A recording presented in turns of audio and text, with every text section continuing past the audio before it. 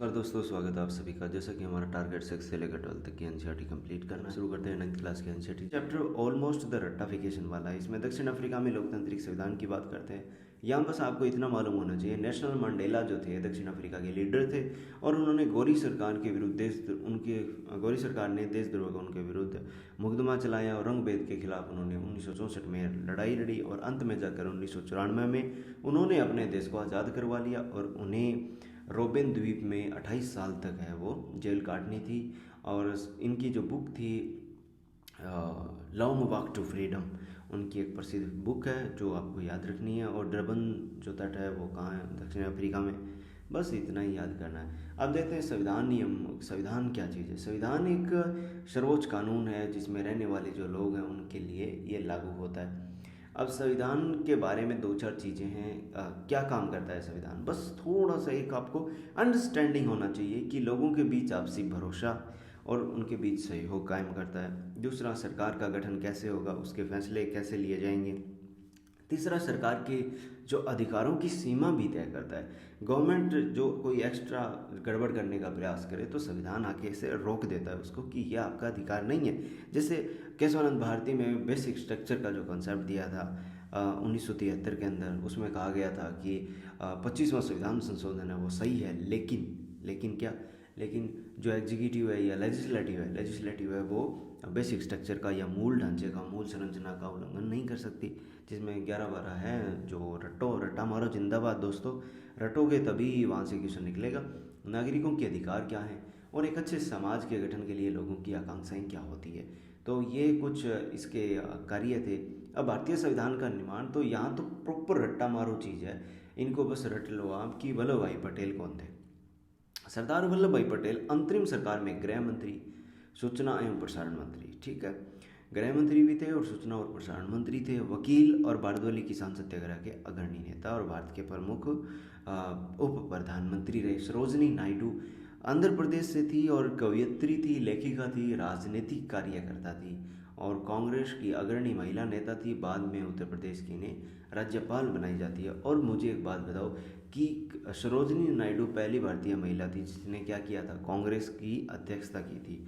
और वो कब की थी और कौन से सेशन में की थी, ये आपके लिए क्वेश्चन है। चलिए आगे बढ़ते हैं। अबुल कलाम आज़ाद सऊदी अरब से थे, उनका जन्म देखो। और शिक्षाविद, लेखक और अरबी के विद्वान थे और मुस्लिम अलगाववादी राजनीति के इन्होंने विरोध किया हो, ठीक है, ये लीग के विरोधी थे। और केंद्रीय मंत्रिमंडल में ये भारत के शिक्षा मंत्री रहे थे। टी कृष्णाचारी, इनका तो आपको मालूम ही होगा, ये प्रारूप समिति के अध्यक्ष रहे थे और प्रारंभ अध्यक्ष नहीं सदस्य रहे थे। अध्यक्ष तो डॉक्टर BR अम्बेडकर थे। और टी कृष्णाचारी है और वो केंद्रीय मंत्रिमंडल में क्या थे? वित्त मंत्री या फाइनेंस मिनिस्टर के तौर पे इन्होंने संभाला। 1928 में आपको मालूम ही है नेहरू रिपोर्ट आई थी और जिसमें 8 अन्य कांग्रेस नेताओं ने भी एक संविधान लिखा था छोटा, जिसमें आपको पता ही है कि फंडामेंटल राइट्स भी दिए गए थे लोगों को। 1931 में कराची में भारतीय जो राष्ट्रीय कांग्रेस के अधिवेशन में यह प्रस्ताव पारित किया था।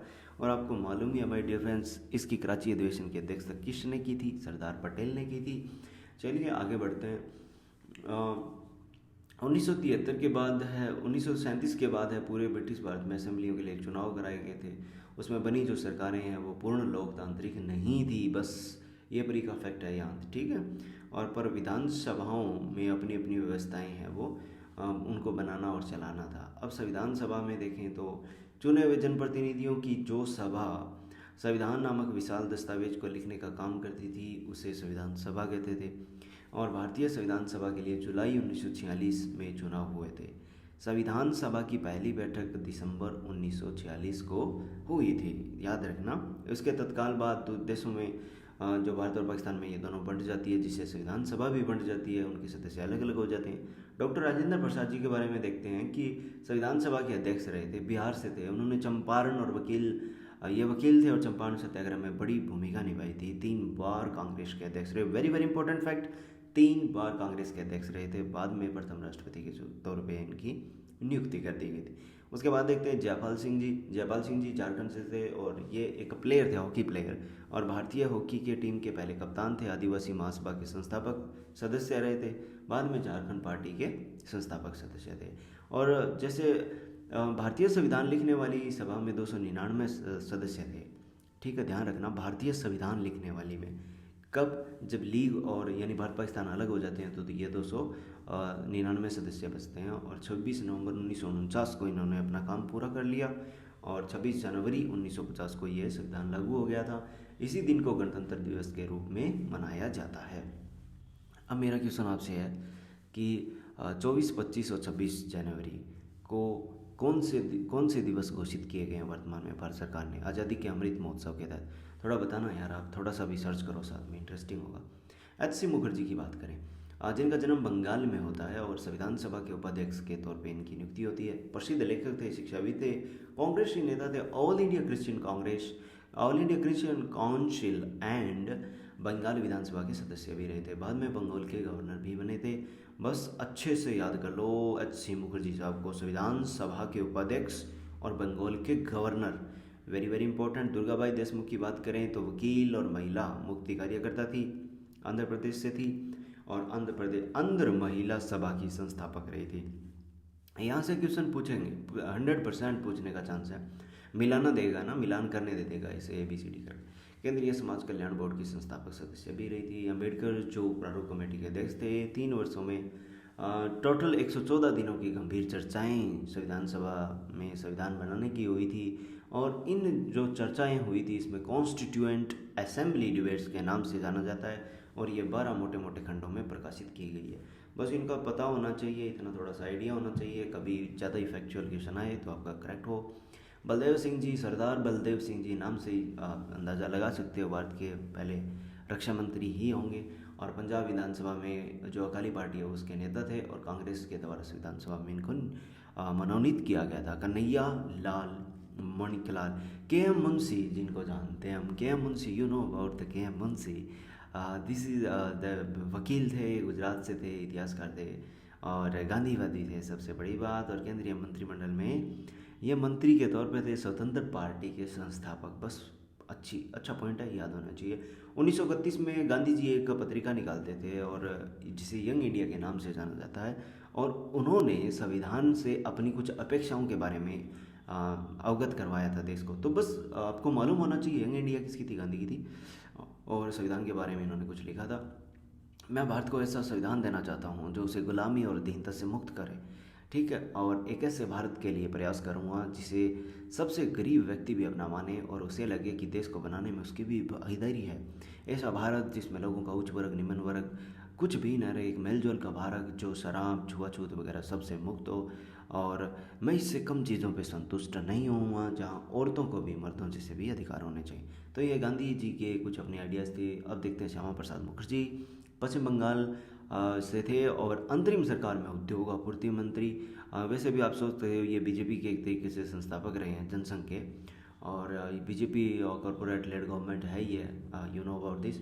और ये ऑलरेडी क्या थे, उद्यमी और सरकार में आपूर्ति मंत्री, ठीक है। और इस तरह से आप याद कर सकते हो। भीमराव अंबेडकर जो सामाजिक क्रांतिकारी चिंतक थे, बाद में स्वतंत्र भारत की पहली सरकार में कानून मंत्री और रिपब्लिकन पार्टी ऑफ इंडिया के संस्थापक। पूछेंगे यहाँ से क्वेश्चन बन सकता है, सभी का एक एक पॉइंट उठा लेंगे, जैसे कोई स्वतंत्र पार्टी का उठा लिया, कोई रिपब्लिकन पार्टी का उठा लिया और कोई जनसंघ का उठा लिया, सभी में मिलान करना दे दिया। बस इतना ही है, इतना ही तो गेम पलट देता है यार। 2 नंबर का खेल है, जहाँ मेरिट 100 जा रही है वहाँ 102 वाला क्रॉस कर जाता है। अब राजनीति में एक व्यक्ति एक वोट, ये अंबेडकर की एक थोड़ा सा वो चिंतन था कि राजनीति में तो हम एक व्यक्ति एक वोट एक मोल का सिद्धांत लेके आ गए, लेकिन क्या हम सामाजिक और आर्थिक जीवन में ये चीज़ें लेके आएंगे और जो संपत्ति और संसाधनों का समाज में अच्छी तरह से बंटवारा हो पाएगा क्या?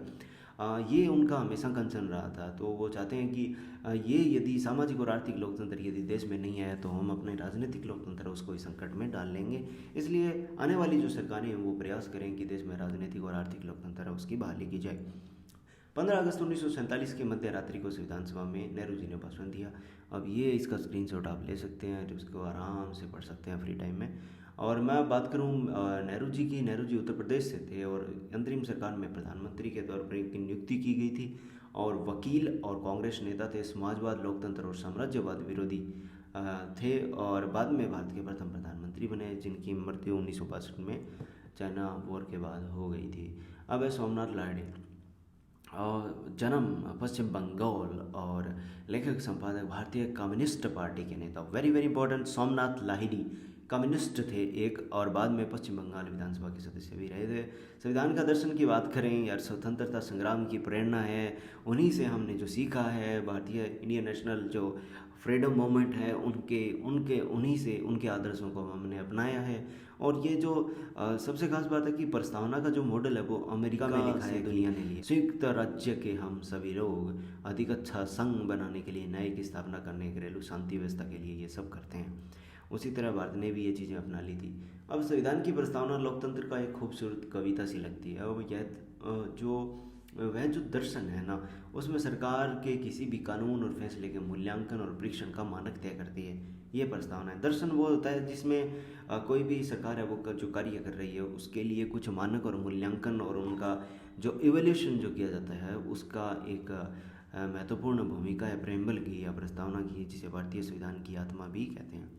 अब देखते हैं दोस्तों, जल्दी जल्दी करते हैं यार इसको, क्योंकि प्रस्तावना का या प्रेम्बल का अलग से मैं एक वीडियो लेके आऊँगा जिसमें आपको अच्छे से एक्सप्लेन करा।